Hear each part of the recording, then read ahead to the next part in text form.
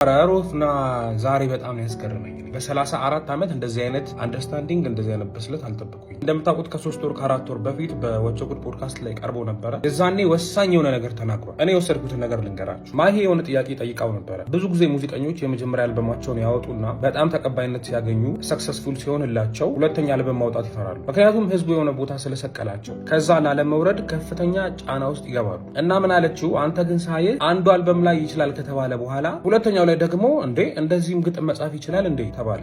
ታሪክም ያውቃል ተባለ። ሶስተኛ አልበሙ ላይም ህዝቡ መገረሙን አላቆመም። ጭራሽ የሚታይ እድገት ነው ያየው። እናንተ በአንዱ አልበም ያ ሁሉ ተቀባይነት አግኝተ ወደ ሁለተኛው ስትሄድ ህዝቡን አስደሰት ይሆን ወይ የሚል ጭንቀት ውስጥ አልገባህም ወይ ብላ ጠየቀችው። እዚህ ጋር የመለሰው መልስ ክሬቲቭ ስራ ላይ ያለ ሰው በሙሉ ሊሰማው የሚገባ ነው ብዬ አስባለሁ። ያለው ምንድነው? ያ ጭንቀት አለ፣ ግን ጭንቀቱ ከፍ ሊል የሚችለው ክሬቲቭ ስራውን የሚሰራው ሰውዬ ራሱን ከህዝብ ነጥሎ ካየና ሰውን ኢምፕረስ ለማድረግ ወይም ለማስገረም የሚሞክር ከሆነ ነው። የዛኔ ጭንቀቱ ከ2% ወደ 90% ይሄዳል። ሰው ሁሉ አንድ ልብ ነው ያለው። የሚለያየን አስተዳደግ፣ ያለፍንበት የህይወት ውጣ ውረድ እና የደረሱብን ነገሮች ናቸው። እነዚህ ነገሮች ናቸው የተለያየ አመለካከት የሚሰጡን እንጂ ልባችን አንድ ነው። አእምሯችን ብቻ ነው የሚለያየው። ለምሳሌ ፍቅርን አለመቀበል የሚችል አእምሮ ነው ያለው እንጂ ልብ የለም። ስለዚህ በአእምሮ ልታገኙ የማትችዩን ሰው በልቡ ግን ሊያመልጥሽ አይችልም ማለት። ህፃናቶችን አይታችሁ ከሆነ አሁን ልባቸው በጣም ቅን ነው። ምክንያቱም አእምሯቸው ውስጥ ምንም ነገር አልገባም። እኛም ብንሆን በተለያየ ምክንያት አስተሳሰባችን ሊለያይ ይችላል እንጂ ኦሪጂናሊ ልባችን ፖዚቲቭ ለሆነ ነገር ጥሩ መልስ ነው የሚሰጠው። ኦኬ፣ ስለዚህ ልባችን አንድ መሆኑን ከተረዳችሁ ማድረግ የሚጠበቅባችሁ ከልባችሁ መናገር ነው ማለት ነው። የዛኔ የሰው ልብ አለማግኘት ራሱ አችሉ።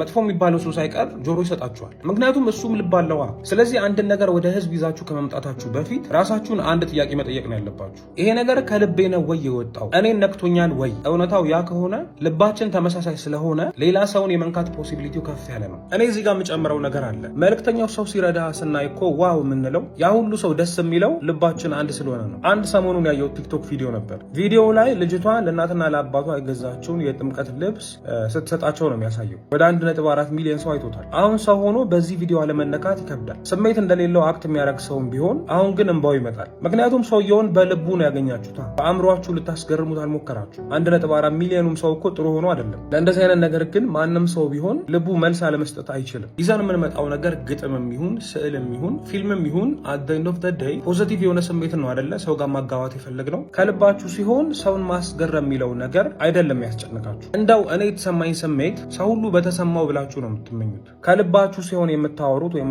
የምታስተላልፉት መልእክቱን ክሬቲቪቲው ራሱ ይመጣል። ጉልበት አይፈልግም። ምን ማለት ነው? ሁልጊዜ መርሳት የሌለበት ማንኛውም ክሪኤቲቭ ኢንዱስትሪ ውስጥ ያለ ሰው ሁሉ አንድ ልብ ነው ያለው። ሰው እኛን የሚለያየን አፕብሪንጊንግ፣ አስተዳደግ፣ ጠባሳ፣ የደረሱብን ነገሮች ወይም የደረሱልሽ ነገሮች እነሱ ናቸው የተለያየ አመለካከት የሚሰጡን እንጂ እንደ ሰው ሁላችንም አንድ ነው። ስለዚህ አሁን ለምሳሌ ፍቅርን ድናይ ማድረግ የሚችል ልብ የለም። ፍቅርን መመለስ የሚችል አይምሮ ነው ያለው፣ ወይም የተሞላ ኢጎ የምንለው ማለት ነው። ፍቅር ላይ ስታወሪ አንቺ ነው ብለሽ ያልሽውን ነገር ሳትዋሺ በአንቺ መልኩ ስታረጊው ያ ምን ያሳያል? ሰውን እዛ ጋር ላይ ነኝ ብሎ የሚያስበው ሰው አንቺን ለመስማት ሲል ራሱን እዚህ ጋር ያገኘዋል። የዛኔ ነው ዋው የሚለው ሞመንት የሚመጣው ማለት ነው።